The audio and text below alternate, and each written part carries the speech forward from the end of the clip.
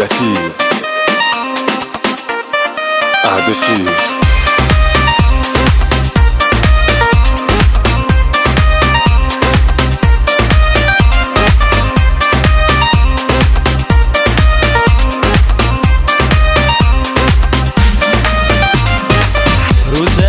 یادته اونجا به هم رسیدیم، دلم یه جوری شدش وقتی که همو دیدیم. با نگاه اولت فهمیدم تو رو میخوام، حالا من عاشقتم، هر جا بری با تو میام. حالتم کم میشه من تک برم چون جذابم هستم و سرترم. یه چیزی میگم ولی نکن مسخرم، الان فقط فکر توی توی سرم. ریخته وسط این همه دختر خفن، توی چیز دیگه ای که همه تو کفن. آره همه پسرا تو کفتن، وقتی میرفتی با من دیوونه میشم.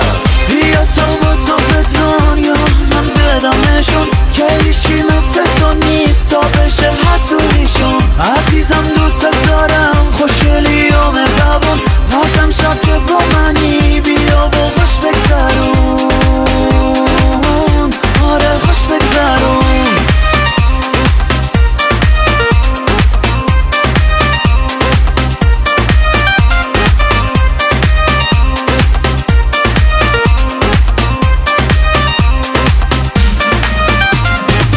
یه حسیه با منه تو بیداری یا تو خواب، نمیدونم واسه چی همش دارم استراب. نکنه بخوای بری، اگه بری میمیرم، دیگه چیزی نمیخوام وقتی که تو رو میبینم.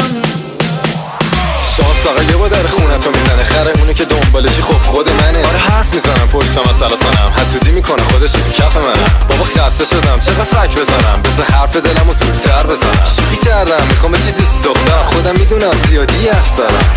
بیا تا با تو به دنیا من بدمشون که هیچکی مثل تو نیست تا بشه حسودیشون. عزیزم دوست دارم، خوشگلی و مهربون، بازم شب که با منی بیا و خوش بگذرون. آره خوش بگذرون. دلم واسه یکی جا داره، کی از تو بهتر تو رو تو شامیدم. حالا که دارم عاشق میشم، کی از تو بهتر همه جا میگم. بیا تا با تو به دنیا من بدمشون. عزیزم دوست دارم، خوشگلی و مهربون، بیا تا با تو به دنیا من بدمشون. عزیزم دوست دارم، خوشگلی و